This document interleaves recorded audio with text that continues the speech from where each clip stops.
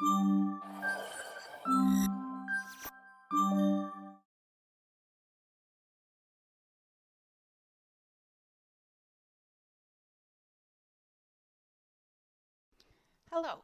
my name is Kristen Thorpe and I'm the Executive Director of the SDM Foundation.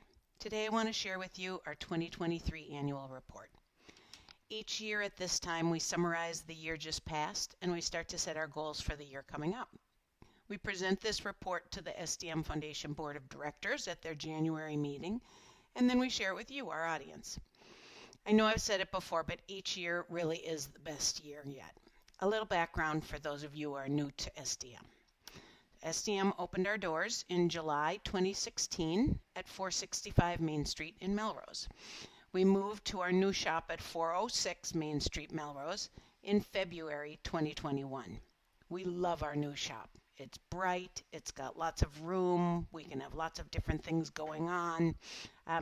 If you haven't been here before, please stop in and say hello. We currently have 4 full-time and 3 part-time employees. And while each person's knowledge is a little bit different, we teach and learn from each other every day, and we try to build share a broad range of expertise. We've helped thousands of people, charging nothing for our services. The topics we teach range from beginners learning computer basics, word processing, how to download and upload, to far more complex issues like website creation, social media, photo editing, a very wide range. We help people on their phones, tablets, and computers, and their smartwatches, and also on our equipment when they don't have their own. So a little bit about the numbers. We keep a lot of different metrics. Anyone who has come here knows that we do not ask for demographic information. We don't keep how old our clients are or where they live or how much they make. But we do keep a lot of counts about what we're doing and how many people we're doing it for and how busy we are. And so here we go. 2023 at a glance. Every 2 years, we require clients to update their contact information and read our current acceptable use policy. If you haven't seen it, you can find it on our website. We call those client forms. We keep this metric because it shows the growth in the number of different people who use our services. So it is not exactly a count of the new people who have come, since a number of these people have been coming on and off or regularly for at least 2 years, but it does give us a kind of rolling count of people. And in 2022 we had 450 people complete forms, and in 2023 we had 475 people complete these forms. So that is a growth measure of a type. Appointments per day. So we had an increase in appointments per day from a little bit over 14 a day to a little bit over 16 a day. That's actually quite a big jump. We have appointments on the hour, 9, 10, 11, 1, 2, 3. So there are 6 appointment slots. Depending on how many staff members we have each day, it generally is 3 or 4, occasionally 2, occasionally 5, but we also have other jobs that we need to do. So you can see that the number of slots might range from 18 to 12 to whatever. So having 16 appointments per day is quite a lot. And our appointment hours, over 4,000 appointment hours attended. So this does not count people who no-show. It doesn't count people who cancel. It only accounts for people who actually came in, sat in a seat, asked for help at the desk, Zoomed with us, attended a lesson. And that's a number we're very, very proud of. Over 4,000 in 1 year. Our small group lessons are generally limited to 3 or 4 students, and those do count as appointments. And we had a number of a larger number of summer lessons for kids this summer, which we'll talk about a little bit later when we talk about the grant that we received. So, as you can see, over 16 appointments a day kept us very busy. That's also reflected in our available hours filled. So when we talk about available hours, if we've blocked off the time for one of our staff members to work on another project, perhaps they're working on a video for MMTV or they're writing blog posts, and we've actually set that time up so that they are not available for appointments, that would not be counted in our available hours. We do have many things like that, our newsletter, our social media, working on our own lesson plans and things like that, that we sometimes set aside time for. Sometimes we just do those things during open hours, but when we've actually set aside time, that reduces the number of available hours. So the fact that 70% of our available hours were filled last year is very busy. That's a lot of people. 50% is always our goal, and we never expect to be at 100%. Already we can't really help that many drop-ins, and we don't advertise that we take drop-ins anymore, because at 70%, we are generally either waiting for someone to arrive or preparing for someone to come or leave, or we're working with somebody actively. So the next number that we have here is our 29,000 website page views. Our website is generally a place that you would go to find out how to contact us. You might want to make a donation and go there for it. If it's during a period when we have small group lessons, which we're not doing so much right now, you might go there to register, or you might go there to find our blog posts. So the fact that 29,000 visits happened is actually quite a lot. Nobody's going there regularly to buy things. Nobody's going there regularly to make appointments. You can send us a contact form and request an appointment. We send out our newsletter every other week, and people have the opportunity to opt into it if they want when they fill out their client form. Alternately, you can go to our website and sign up for it. It generally has things that are going on in the shop. It points you to some of our current blog posts, and it often will have an article about some timely topic like holiday shopping or some security issues that have come up, or things like that.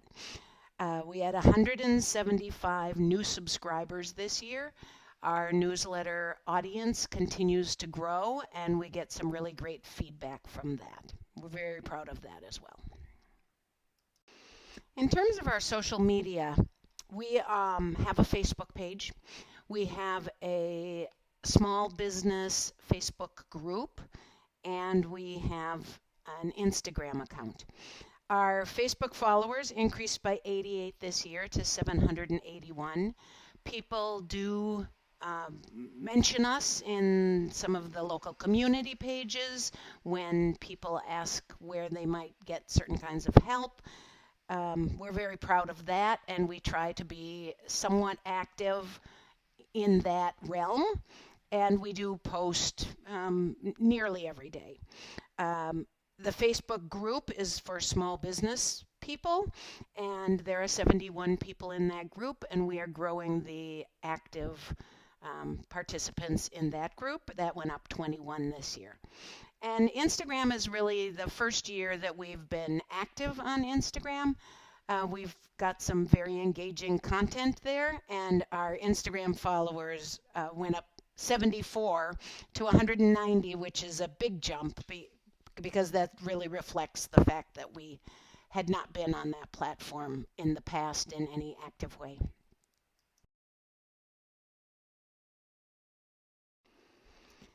'23 highlights. We'll talk about this a little bit later, but our donations increased quite a bit in 2023. It really was the first full year that we requested donations on a more active basis, and we were very encouraged at the response that we got. We received the first grant ever from the Melrose Cooperative Bank Foundation, which is a legacy arm of the Melrose Cooperative Bank. And we were thrilled with that, and it helped us to grow our summer programs for kids and replace some of the equipment, add to some of the equipment that we use for that, which is reflected in the next item. We hired some new staff. We've been looking around for just the right people, and toward the end of 2023, we added one full-time member and one part-time member. So we're quite full with staff, and that really gives us a lot of new opportunities to expand roles, encourage some of our staff to do some new things, build some more content. We're very excited about that. And as I said, we replaced some of our aging equipment. We opened in 2016, as I said, and so everything was new in 2016. So anything we have from then is coming on 7 years old, which if you know much about technology, you know that's quite old.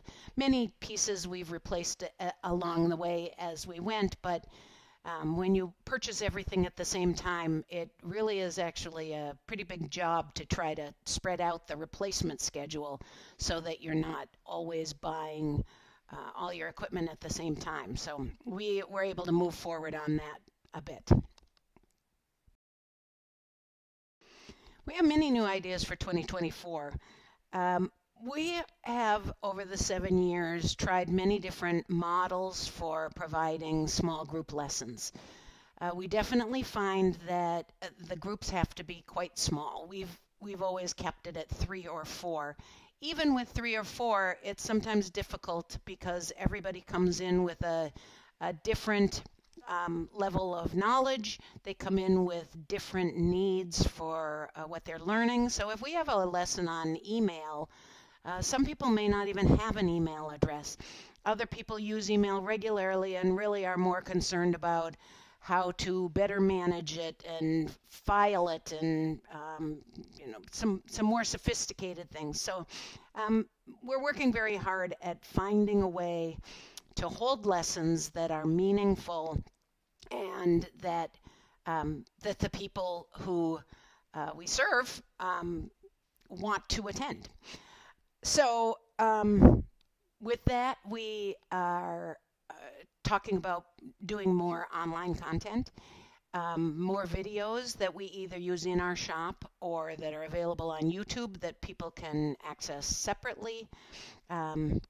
So those are things that we're continuing to figure out how best to do.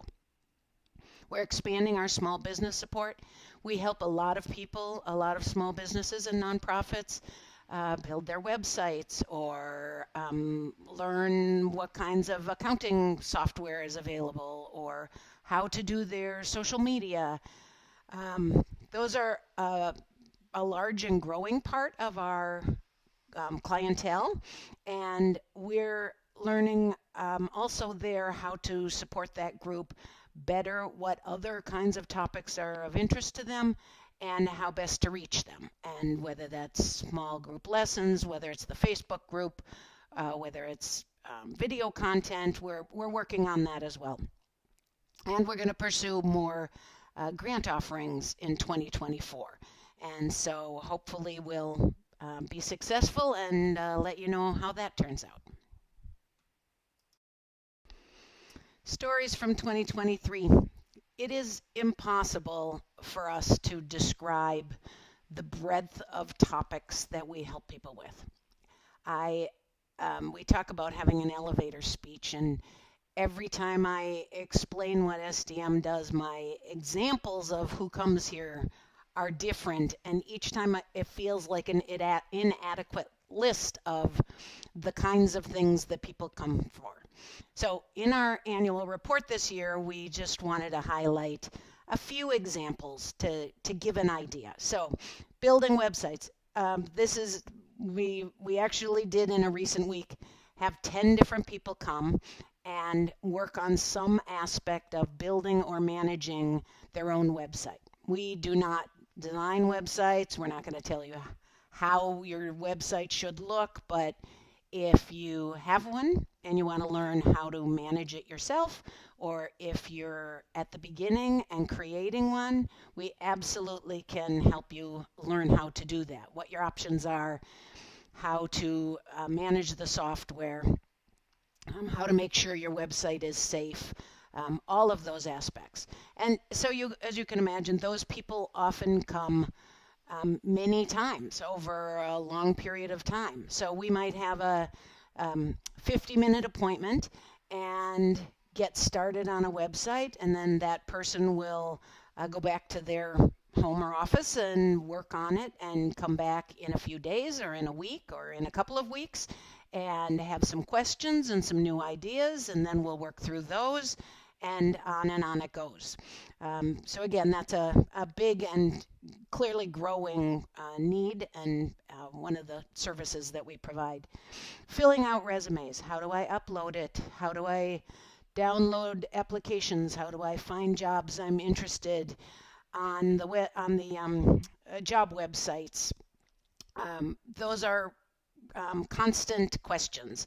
I think I need to learn Excel. I need to learn Microsoft Word. I need to learn Outlook. For a new job I'm applying for, I just got a big part of what we do. Security and privacy. We talk to people every day about passwords and clouds and scams and viruses. It's a really huge topic out there, and people are very uncomfortable and feel like they don't understand enough, and we explain and help people make decisions every day. And organizing photos, emails, files, where should they be, where are they all over the place, are they backed up, how do I get rid of them? These are also topics that we handle constantly.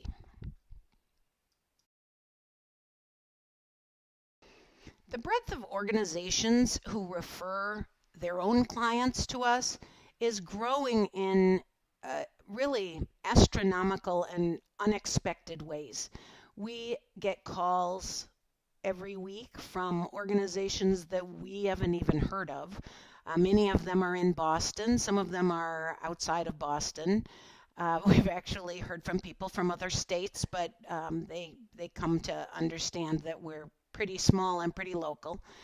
But these other organizations are desperate for finding help for their own clients beyond what they can do themselves.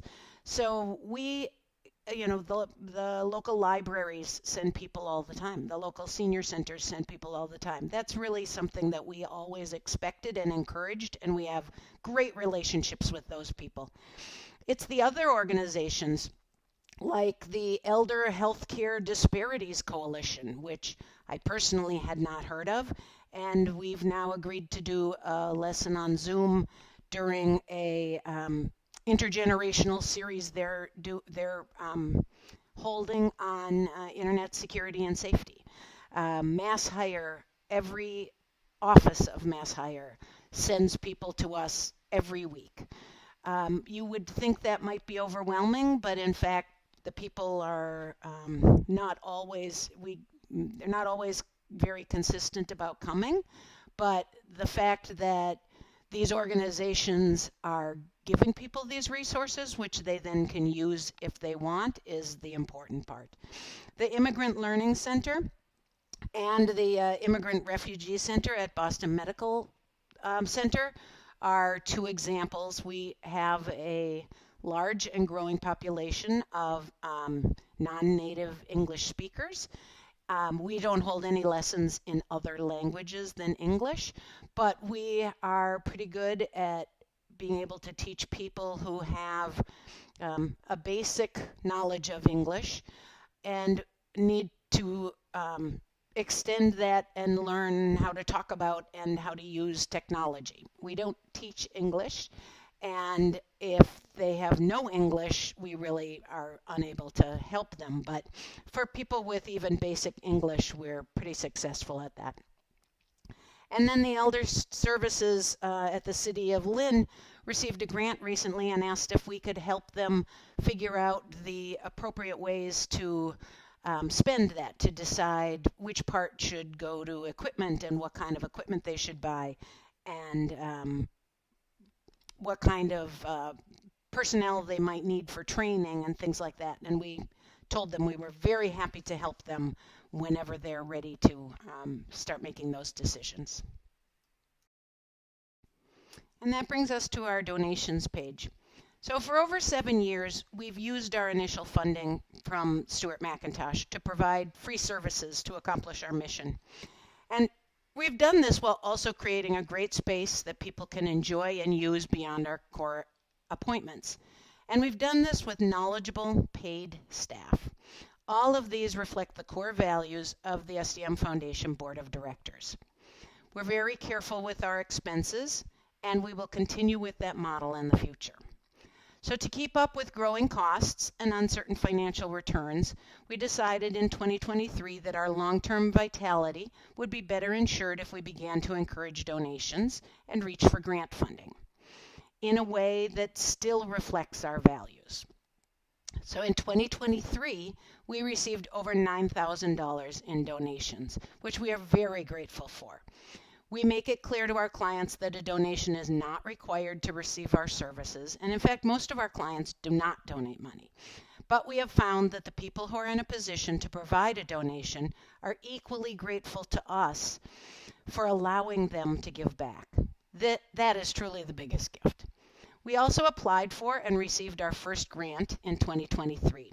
The Melrose Cooperative Bank Charitable Foundation, which is a charitable legacy of the Melrose Cooperative Bank, is a local organization that supports many local nonprofits. They gave us a grant to expand our summer program for kids, and we were able to increase our staffing and purchase some new and replacement equipment that we used for those lessons. If you're interested, we did a little video on our summer program report, and you can find that on our YouTube channel as well.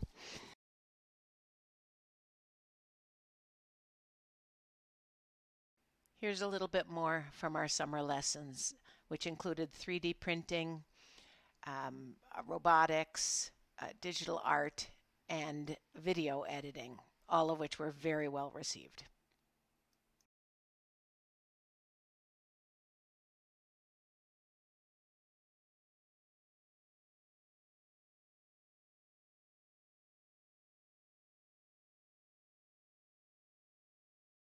So we give a few ideas of the kinds of things that donations cover. I think people are sometimes surprised at how much it costs to provide these services. To make a donation, you can either go to our website, or you can come into the shop and scan our QR code, or you can drop off or send us a check. We do not accept cash, and we don't take credit cards in the shop. We are still not organized in such a way that receiving donations is something that we have policies and procedures and swiping machines and all of that. We're growing our donation receipts, and so the ways that we accept donations may change over time, but right now it's PayPal, Venmo, and check. And we appreciate and thank everyone who has given us a donation in the past and everyone who may consider it in the future. We are forever balancing responsible use of our funds with a growing and evolving need and desire for our services. Your donation allows us to keep moving forward, for which we are very grateful. I hope you enjoyed our 2023 annual report, and I hope you'll come visit us, make an appointment, give us a call, and have a happy 2024.